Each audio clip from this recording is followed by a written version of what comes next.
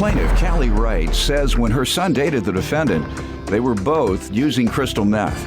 Callie claims her son and the defendant sobered up after she got pregnant, but Callie's son relapsed and is now incarcerated for selling drugs. Callie's suing her son's ex for breach of contract. Defendant Jamie Lewis says while dating Callie's son, he was verbally and physically abusive, but she stayed with him because they had a child together. Jamie admits that she and Callie's son borrowed money from Callie to get an apartment, but she was forced out due to the abuse. So Callie should sue her son. Start with you. I know Jamie Lewis from when she used to date my son. In 2005, they were both using crystal meth at the time, and my son was a dealer and she was one of his clients.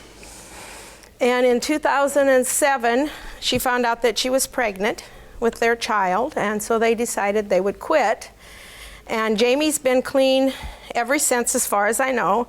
My son is right now back in jail for selling drugs. As of when?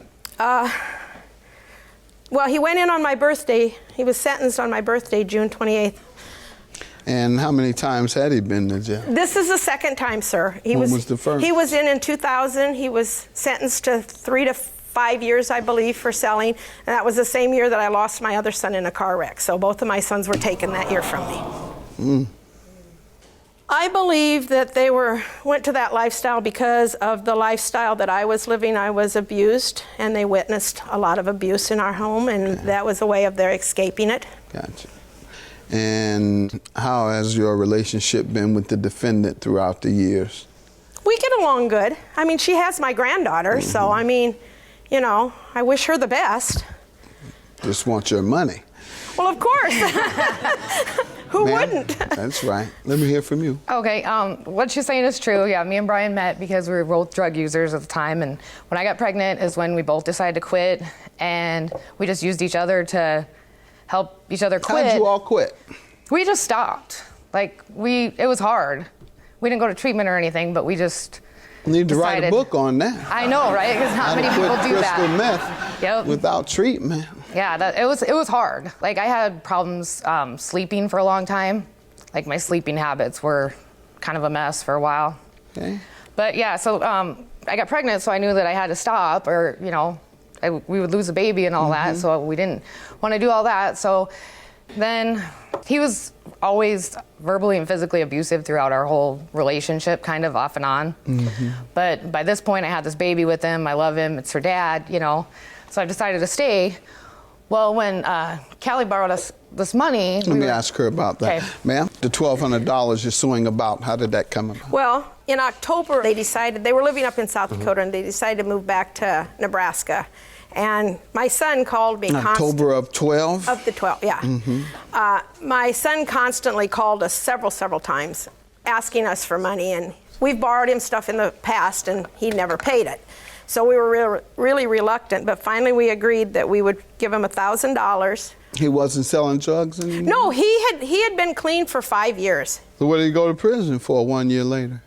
He relapsed in November after a physical contact, I guess, with Jamie, and she left him, and I'm not exactly sure what happened, but Jamie left him. And in December of 2012 is when he was arrested. And he was arrested because he was using drugs, and also my daughter, he sold drugs to her, and she OD'd and was taken to the hospital. And when the police questioned her, she named my son, and they went to his house and found drugs there and arrested crystal him. Meth or?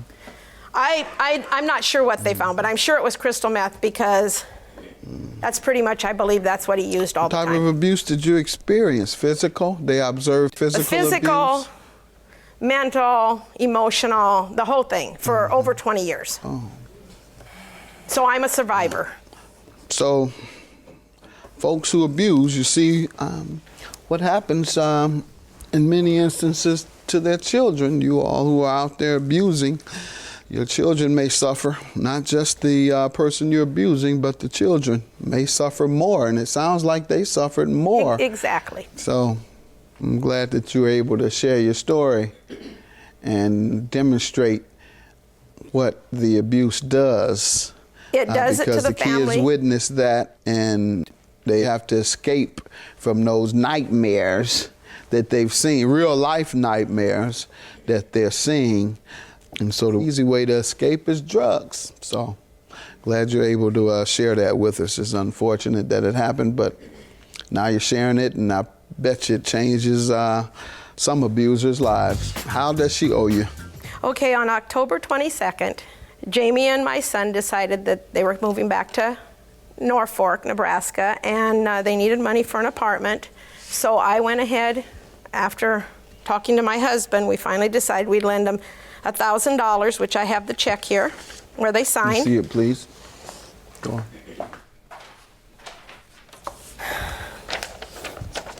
When were they to repay? Well, I have a promissory note signed by both of them that says that they would start paying $200 a month for 6 months, because they were going to give me a total Beginning when? Well, it would have been a month after that. Okay, how much have you received? I have received nothing, and I've got the promissory note Ma'am, here. what do you say? Well, see, the thing is I left Brian a month after we got this apartment because he was abusing me again. He had busted my lip. I wasn't going to take any more and have my daughter go through that anymore. So I left him a month after we got this apartment. And he's the one that stayed in the apartment. And now I work at a treatment center for teenage boys, try and help them out so they don't go down the path that I did. And I'm working hard. I'm a single mom. I have her granddaughter. It should be her son she's suing, not me. Yeah, perhaps. Like, he's not helping me at all. I have to take her to see her dad in jail. You may have a moral point, but legally you signed the document as well. And that's what happens when young women and men sign legal documents with their mates, unmarried mates, and then they break up. And Right. there's no judge to say, you get this, you get that, you owe this, you owe that, in divorce court. And so both of you end up being responsible in these cases, particularly if both have signed. It's called joint and several. And she has a choice to sue either one or both of you. And she has chosen to sue you. Well, of course. Of course, her son's in jail. How's he going to pay? How can you collect on somebody that's in jail? $1,200 for the plaintiff. Good luck to you. Have a good day. Thank you. Jamie, I'm not mad at you. I'm not mad. I love Okay. you. You got my grandchild, my God, you know? I know. I just had to do what I had to do. I know. I mean, you know, it's a Hopefully lot of we can money. just get this behind us now and it'll be done. Exactly.